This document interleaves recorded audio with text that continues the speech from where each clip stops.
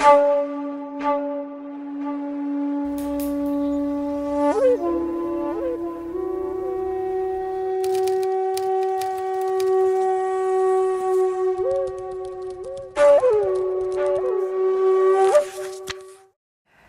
бала вакытта бу башлангыч классларда укыгандадыр инде, төрле әкиятләр уйлап чыгарайдым да, шуларны яза идем инде.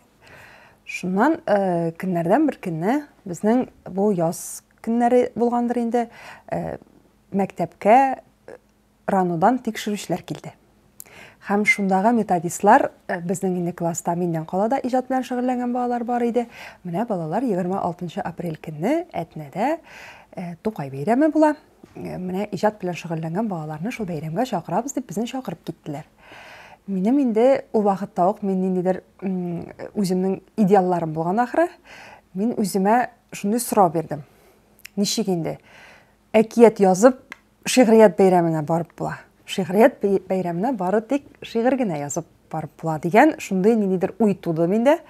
Һәм шул уй миңа тыңлык бирмәде. Уйы туды, әмма шигырь бит әле алай гына язылмый.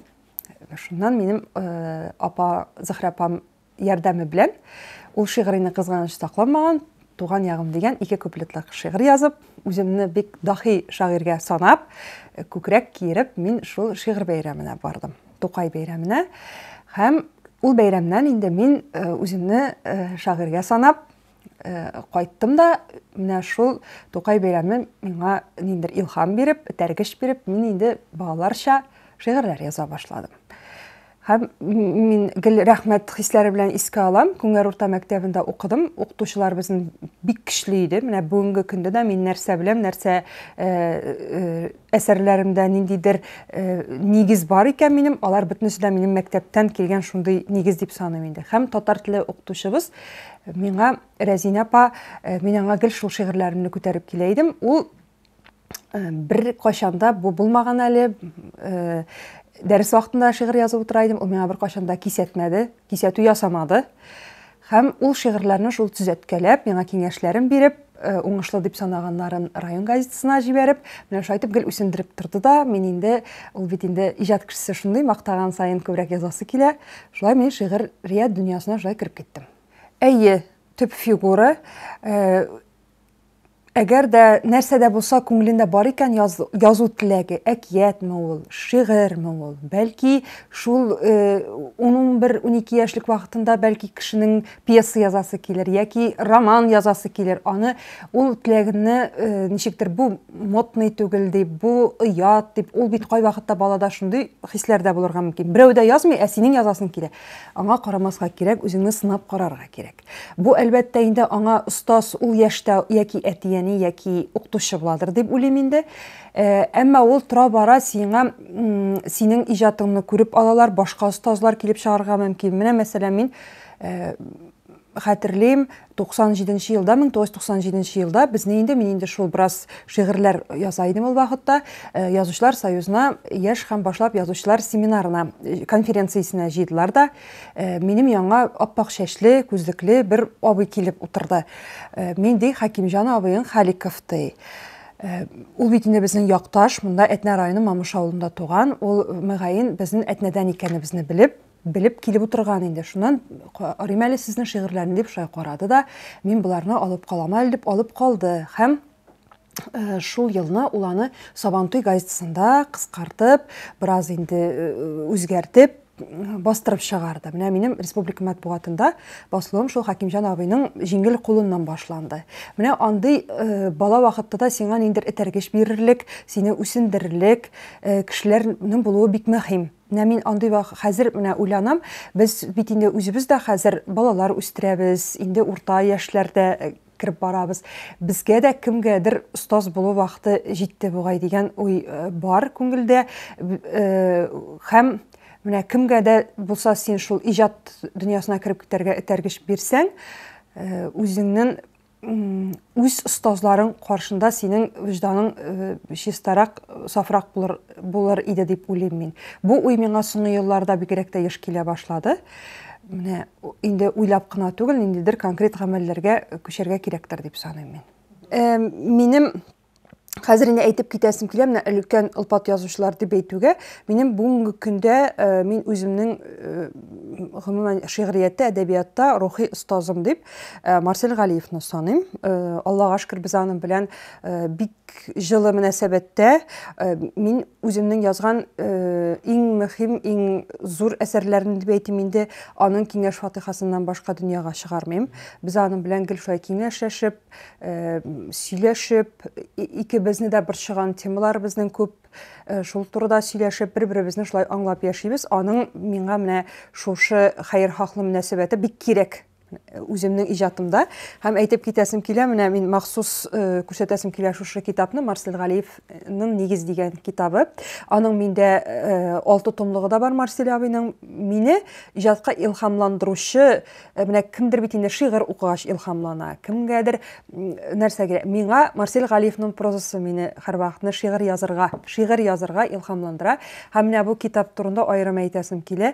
Мин инде бала вакытта ук шигырьләр язгалы идем. Әмма ул әле ниндидер минем инстинкт рәвешендә иде. Менә язасым килә, язам, ниндидер максат белән түгел.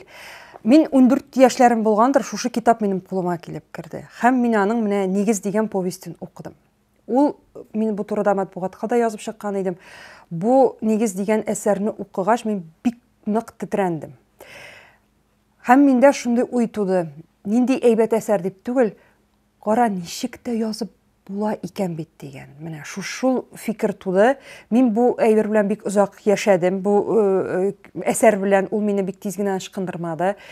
Андагы өянке образы мине бик нык тетрәндерде. Мин соңыннан гына белдем, Марсель абый белән сөйләшкәннән соң, ул өянке образын ул вакыттагы цензура бөтенләй алып ташларга җыенган булган икән, мәйтәм. Ул цензура әгәр дә ул образны алып ташлаган булса, ул әсәр миңа ничек тәэсир иткән булыр иде дигән. Һәм менә шул вакыттан бирле Марсель Галиев менә үзе дә белмәстән 14 яшемнән үк ул минем остазыма әйләнде. Һәм мин инде иҗатка, дөньяга бөтенләй менә шул әсәрдән соң бөтенләй башка кеше булып тудым дип әйтсәм була. Уяндым, минем күзләрем икенче төрлерәк дөньяны күрә башлады.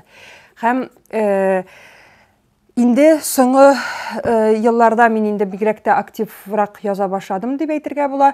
Минем ритуалларым ул менә шушындый сыры дип әйтим инде мин моны, көрән, шундый саргайган, бикле, амбар кенәгәләре дип йөртәм инде мин аны, макулатурага, ниндидер оешма тарафыннан ташланган шушы журналларга иҗат итәм мин. Ул миңа язу белән, иҗат белән шөгыльләнгән кеше буларак бик матур дәфтәрләр бүләк итәләр, бик матур көндәлекләр бүләк итәләр, затлы ручкалар бүләк итәләр миңа. Рәхмәт миңа андый игътибар өчен. Әмма мин менә шушы саргайган, битле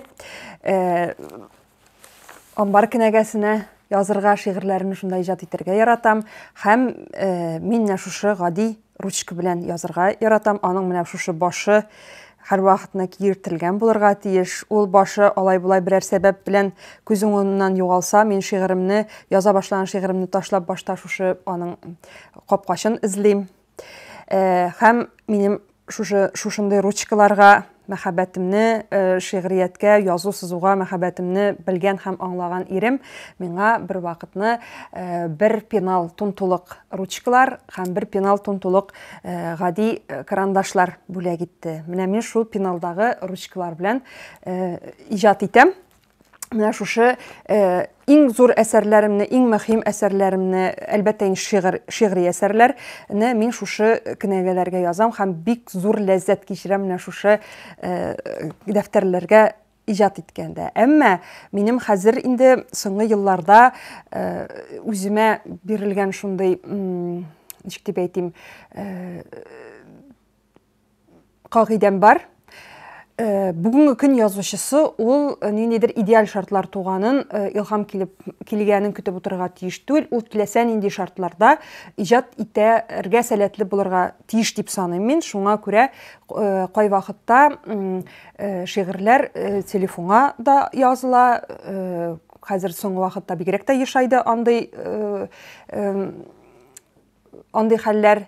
Чөнки мин бердән әни кеше, гаиләдә мин хуҗабикә, мин төп нигездә яшәүче килен, авыл җирендә яшәүче гади татар хатын кызы, һәм әле минем эшемдә бик җаваплы Әтнә татар дәүләт драма театрында мин маркетинг буенча директор урынбасары булып эшлим. Шуңа күрә ниндидер каядыр сандугачлар сайрап, чәчәкләр атып утырган бакчадагы беседкада тирбәнмәле креслода үлән чәйләре эчеп, шигырь язу вакытын мин көтсәм, иҗат итү вакытын, ул андый шартлар тумаска да мөмкин. Шуңа иҗат инде ул ниндидер шартларга бәйле булырга тиеш түгел дип саныйм мин. Аннары Ркаил абый Зәйдулланың мин бик яратам ул сүзләрен һәм гел үземә ниндидер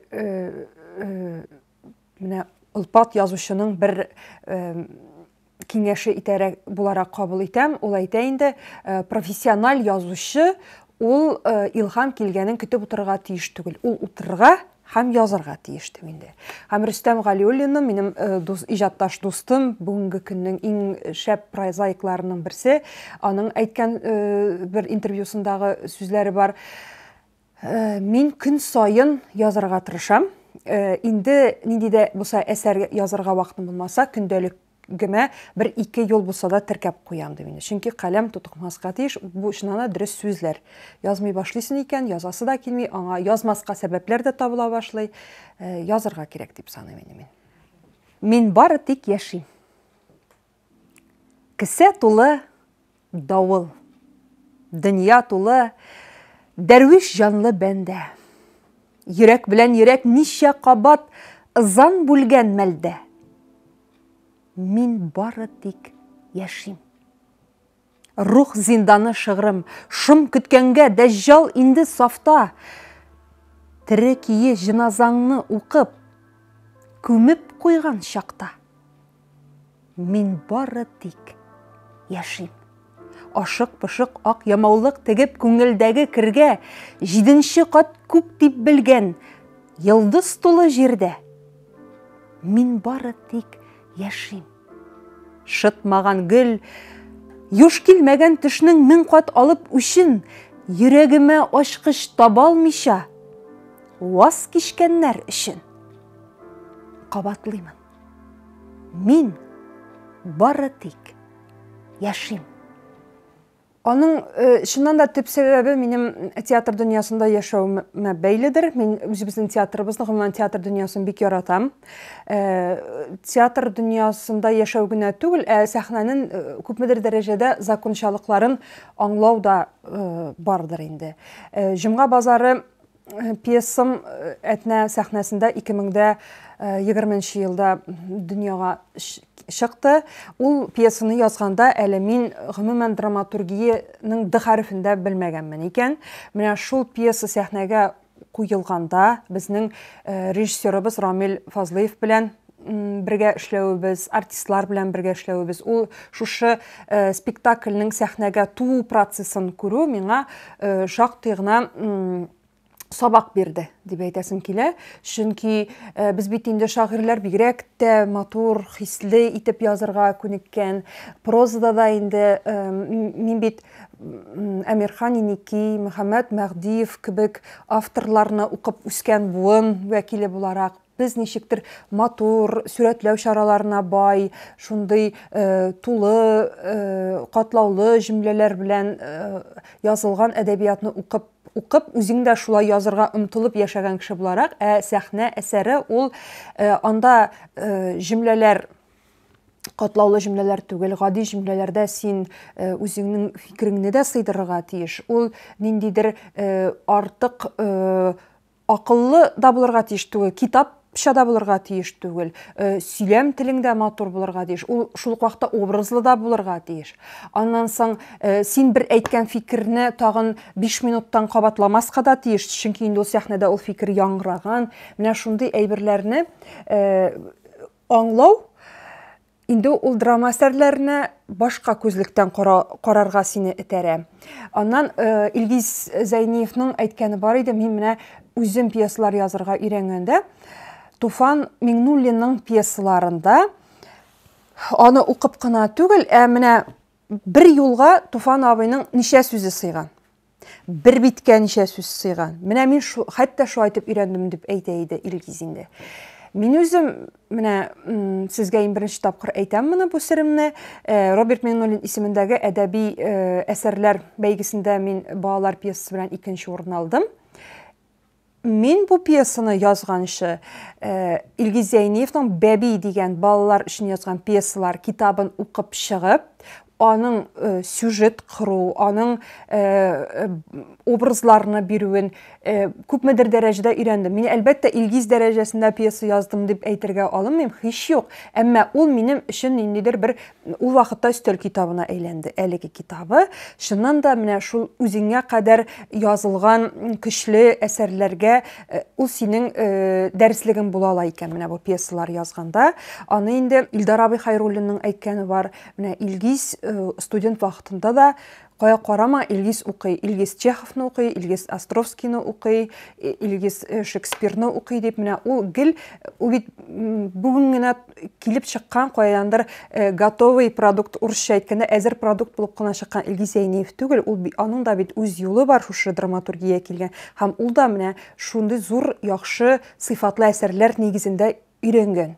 Һәм менә Илгиз ул үзе шундый зур шәхес, драматург, инде Әкият Курчак театрының баш режиссеры, сәнгать җитәкчесе булса да, ул бик гади кеше һәм һәр вакытны сиңа киңәш кирәк булганда ул киңәшләрен жәлләми. Бер шулай безнең китап йортында очрашуыбызда ул әйткән иде, менә шушы китапны алып укыгыз, мин шушы китапны укыдым дип инде. Ул миңа бик ярдәм итте дип. Менә бу китап аннан соң мин озак укый алмадым, әлбәттә. Камал театры оештырган иҗат лабораториясе булды, яңа драматурглар үстерү буенча. Мин анда бераз гына шул курсларда бераз гына укыганда, менә безне Юлия Тупикина дигән шәхес укытты. Ул бик зур сценарист, драматург, һәм менә ул үзенең шулай ук китабын тәкъдим иткән, менә укыгыз, бер нәрсә яза белмәгән кеше дә минем китапны укыса, ниндидер сценарийлар, пьесалар язарга өйрәнәчәк дип. Менә мин ул китапларны әле өйрәнү һәм уку процессында. Алар миңа шулай ук ярдәм итәрләр дип уйлыйм киләчәктә. Киләчәктә дә бу драматургия жанрында минем әле язасы килеп йөргән темаларым күп. Алынырга курыккан темаларым да күп, әмма киләчәктә хәзер минем гел кагыйдәләр күбәйгән икән соңгы араларда. Мин бик акыллы бер сүз ишеттем. Гомумән әдәбият дөньясындагы кешедән түгел, урысча әйткәндә ул сүз булай яңгырый. Сделай хорошо и сейчас, чем идеально никогда. Мин шул кагыйдәне үземә менә тормыш кредосы шикелле итеп алдым. Кай вакытта бит инде йөрисең, бу әсәрне язасы килә, мин аңа өлгермәдем әле. Юк әле, юк, вакыты җитмәде әле. Әле булыр әле, язырмын әле. Һәм ул минем бар шундый әсәрләрем язасы килеп тә менә язылмый калган әсәрләрем бар. Хәзер мин менә ул ниндидер идеаль вакыт җиткәнен көтмичә менә бүген язу ягында. Ул бүген язылсын. Бәлки ул идеаль вакыт беркайчан да тумас. Әсәр ул бүген тусын. Бәлки аның ниндидер кимчелекләре булыр, әмма ул тусын. Ул бит миндә кала, минем багажым. Мин аны бәлки күпмедер еллардан соң инде тормыш тәҗрибәмнән чыгып үзгәртермен. Әмма ул булсын. Мин шундый кагыйдә белән яшим хәзер. Аларның нәрсәдән башларга, алар язудан башларга тиешләр. Ул синең камилме, түгелме, гомумән шигырьгә ошамаганмы? Ул син аны язарга тиеш. Бу бер. Икенчедән, менә синең янәшәңдә бәлки синең укытучыларың бардыр. Бәлки синең янәшәңдә ниндидер шагыйрь бардыр. Менә ул инде чыннан да шагыйрьләр алар ниндидер башка планетада яшиләр шикелле. Аларга кай вакытта мөрәҗәгать итү мөмкин түгелдер кебек. Бит шунлыкта ул шагыйрьләр, язучылар, алар да шул ук кеше. Алар әле киресенчә сөйнәләр генә, алардан фикер сораган, алардан ниндер киңәш көткән кешеләрне. Ул әлбәттә инде, мәсәлән, ниндер язучыга син үзеңнең 1000 шигыреңне, көн саен 1000 шигыреңне җибәреп, аны туйдырып бетерү дигән сүз түгел, менә берничә шигыреңне яки ниндидер проза әсәреңне күрсәтеп, ул кешедән фикер сорауның аның бернинди дә ояты юк. Хәзер инде безнең интернет заманы, күп язучыларның хәзер социаль челтәрләрдә үз аккаунтлары бар, үз битләре бар. Шулардан син аларга мөрәҗәгать итә аласың.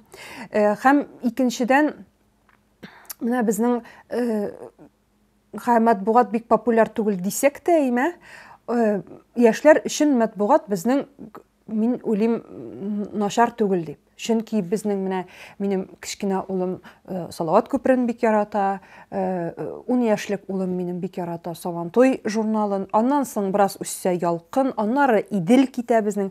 Алар яшьләр иҗатына берсе дә битараф журналлар түгел. Әле безнең Чаллыда Көмеш кыңгырау бар. Алар киресенчә сөйнәләр генә. Кайдандыр, ниндидер яшь кеше, яшь талант, яшь исем килеп, яңа исем килеп чыкканына. Һәм ул журнал газетларның бөтенсендә аларның артында язылган аларның адреслары, электрон почталары, телефоннары. Син аларга үзеңнең курыкмаска кирәк, җибәреп карарга кирәк. Бәлки ул, менә син уйлап йөрисең, бу бит инде мин язган шигырь дип, бәлки ул чыннан да дахи шигырьләрдер. Үзеңне сынап карарга кирәк дип уйлыйм инде мин. Аннары хәзерге яшьләрнең бөтенсендә социаль челтәрләрдә, интернетта үз аккаунтлары бар. Уялмаска кирәк, менә шушы иҗат җимешләреңне дөньяга чыгарырга.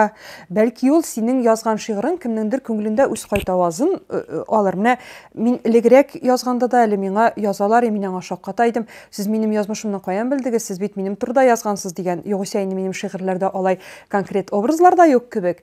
Әмма һәр язучының үз укучысы табыла.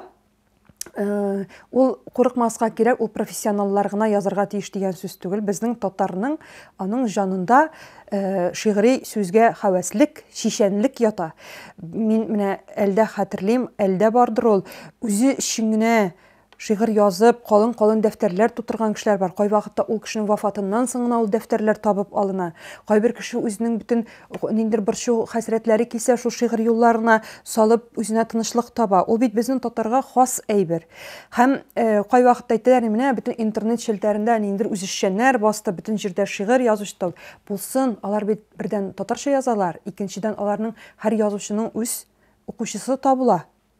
Бәлки син шулай итеп илһамланып китеп, тагында күбрәк, тагында сыйфатлырак яза башларсың. Һәм әлбәттә инде укырга кирәк. Укырга, менә мин күрсәтәсем килә, менә бу серияны бик яратам мин. Менә бу миндә әле берничәсен генә алып килдем. Зөлфәт, Роберт Әхмәтҗанов, Кадир Сибгатуллин бар, аны Сибгат Хакимнеке бар, Мөдәррис Әгъләмовныкы, бик күп шагыйрьләрнекен чыгардылар. Аларның иң яхшы шигырьләре генә тупланган монда, менә һәр берсе шедевр дип әйтерлек шундый шигырьләр. Менә аларны укырга кирәк. Бүгенге яшь язучыларны укырга кирәк. Чөнки аларның хисләре, аларның шигъри формалары сиңа аваздашырак та әле яшьләр өчен. Мәсәлән, мин бүгенге яшьләрдән бик яратам Рүзәл Мөхәммәтшинны. Аның хиссе, аның энергетикасы шигырьләренә салынган. Яшьрәк егетләр миннән татар сүзе кебек бәйгеләргә берәр шигырь табып бирәлсәләр, мин менә Рүзәл Мөхәммәтшинны. Чөнки ул менә чын егетләрчә, аның энергетикасы шундый. Ул аның әйтер сүзе бар. Аның шигырьләрен сәхнәдән дә сөйләргә бик җайлы. Шулай ук яшь шагыйрьләрдә менә Лилия Гыйбадуллина, Булат Ибраһимов, Луиза Янсуарларны әйтер идем мин. Шундый кызыклы, менә үз йөзен булдырган шагыйрьләр. Менә кемнәрне әйтмәдем, үпкәләмәсеннәр, күп бездә. Менә прозадан мин бик яратам Ландыш Әбүдарованы. Ул гомумән мин аның иҗатының фанаты. Аның прозасы шуның хәтле заманча һәм шын милли проза. Менә ул бер караганда гади генә мандариннар турында яза, әмма аның прозасының төбендә менә шул безнең милли традицияләребез ята. Һәм ул аларны шуңа заманча бирә. Мин аның мәсәлән Пимадур әсәренә гомумән гашык, инде мин аны кинорежиссерларга да тәкъдим итә башладым. Киләчәктә бәлки минем хыялым тормышка ашыр, бу хикәя буенча бәлки берәр фильмда төшер. Искиткеч гаҗәеп әсәрләр һәм аларның бөтенсенә шундый тирән мәхәббәт салынган, ярату салынган ул әсәрләргә. Һәм прозадан әйтерем, Рүзәлнең дә прозасы бик кызыклы. Аның Натрик дигән хикәясе гомумән ул инде минем өчен номер 1 менә. Һәм Рөстәм Галиуллинның да.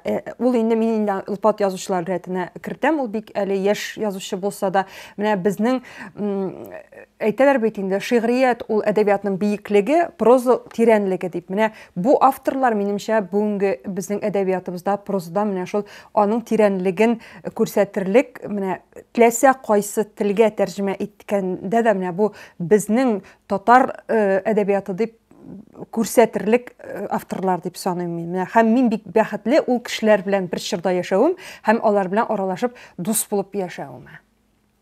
Мин шушы авторлар гына түгел, гомумән менә яшь язучыларга күбрәк кызыксынырга, укырга, татарча гына дип әйтмим, менә бик кызыклы хәзер бит китаплар күп, мөмкин электрон китаплар. Мин быел җәй көз күбрәк электрон китаплар укыдым. Үзеңнең яраткан авторыңны табып, аның бит отзывлар дигән әйберләр бар. Табып менә укырга кирәк. Ул синанда укып байысың. Ул аларны кабатлау дигән сүз түгел, менә күбрәк укыган саен синең үзеңнең дә ичке дөньяң байый бара һәм синең укучыга әйтер сүзең дә күбрәк һәм ул саллырак була.